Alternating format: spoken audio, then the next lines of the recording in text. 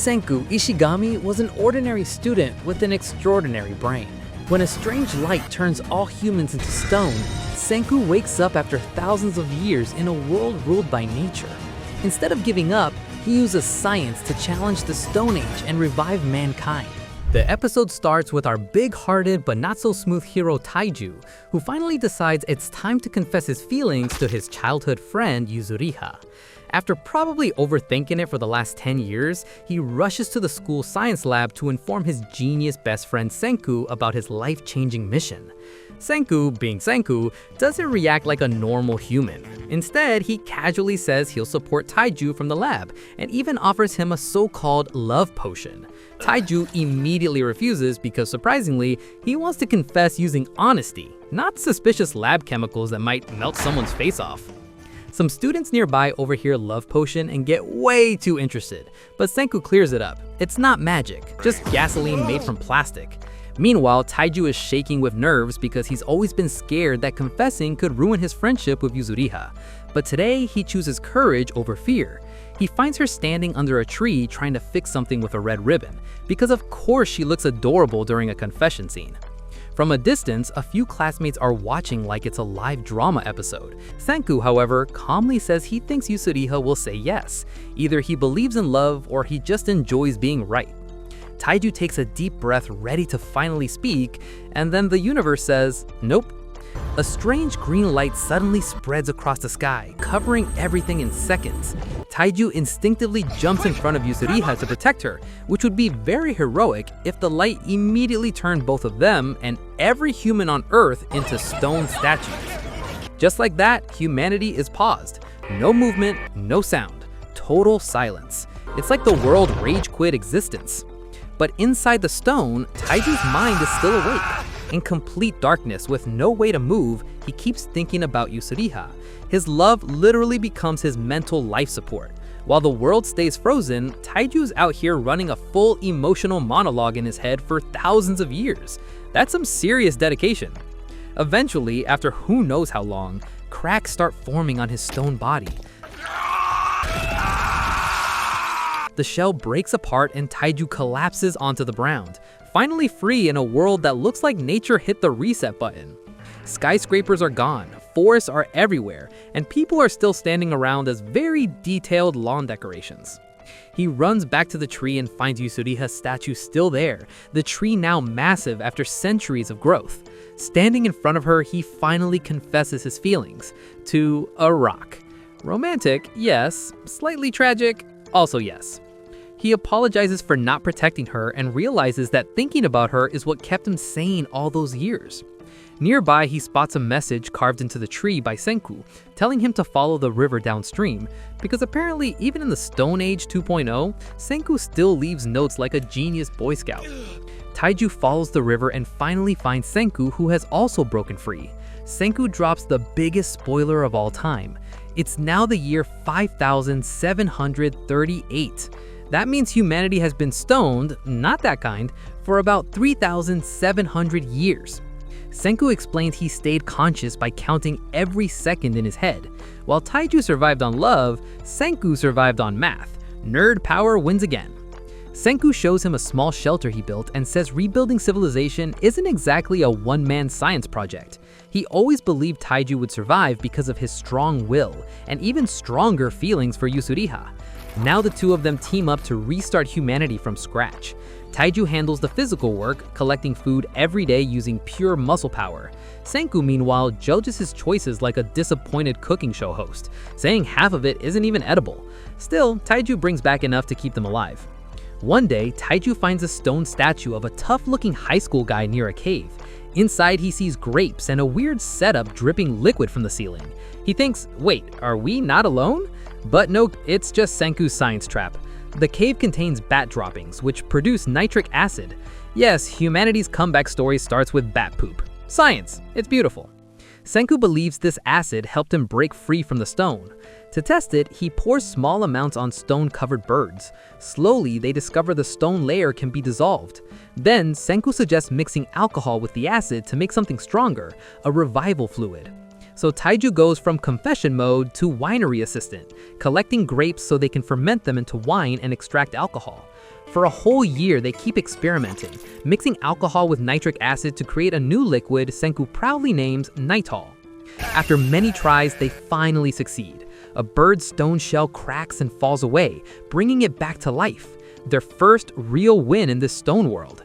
Senku grins and tells Taiju that science can reveal the truth behind anything, no matter how impossible it seems. There has to be a logical reason behind the petrification, and science is gonna figure it out. With fire in his eyes and equations probably flying through his brain, Senku declares that science will be their weapon to defeat this stone world and rebuild civilization from zero. And just like that, humanity's comeback story officially begins. Taiju asks Senku what their next step is now that they've created the revival fluid. Senku, with that confident scientist smirk, says the ultimate goal is simple: revive all of humanity. But there's a catch. They have to be careful not to bring back someone dangerous, like a criminal. This isn't a game where you press random character. He tells Taiju he can choose the first person to be revived. For Taiju, there's no decision to make. He takes Senku back to the giant camphor tree where Yuzuriha is still frozen in stone. Taiju apologizes for not being able to save her sooner and says he wants to free her now. Senku hands him the revival fluid.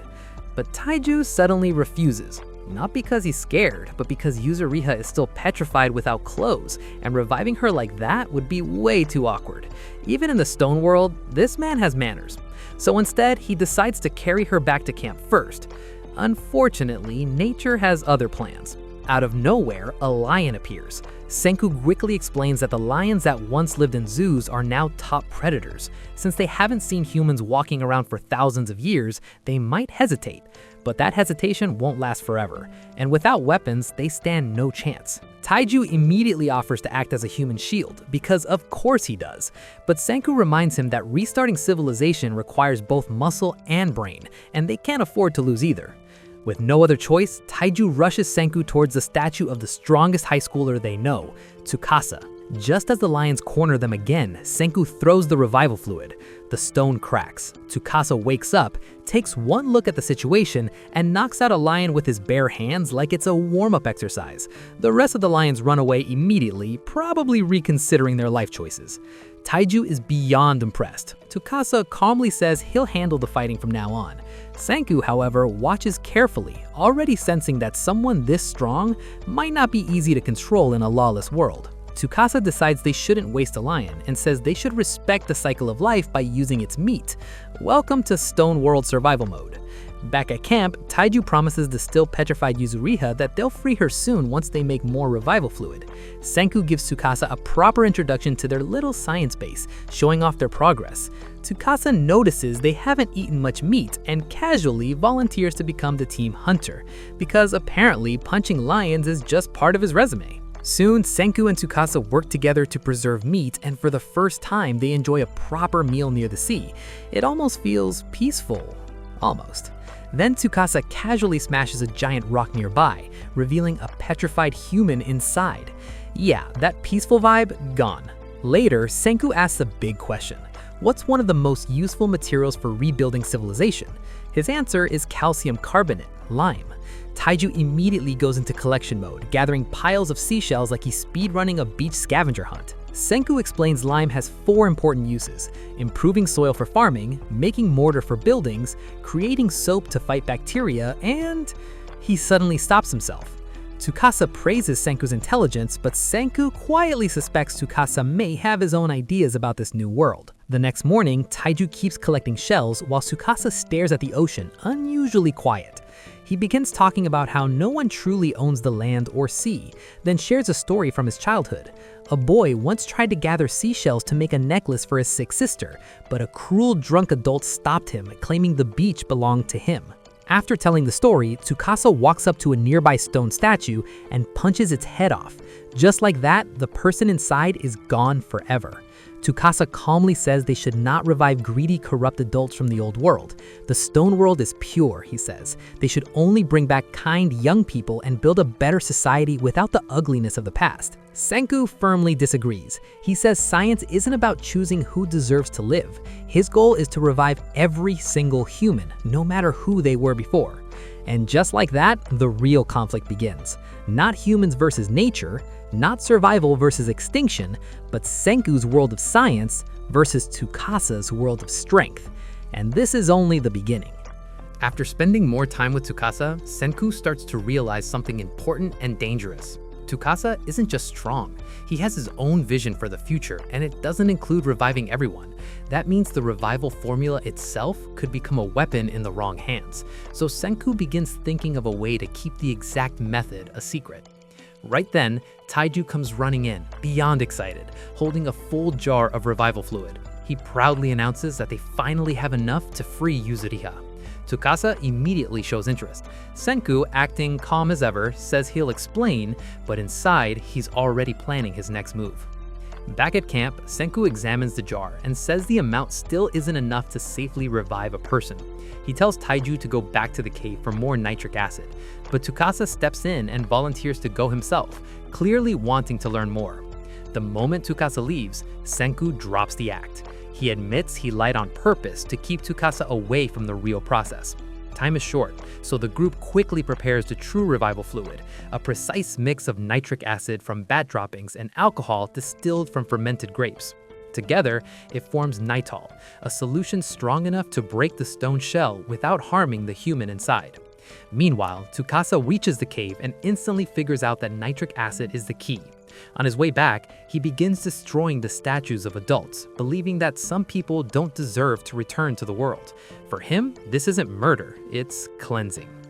Back at camp, Senku explains to Taiju that Tsukasa's dream of a pure world comes with terrifying consequences. Their paths are heading toward a collision. They pour the revival fluid over Yuzuriha's statue. Slowly, the stone begins to dissolve.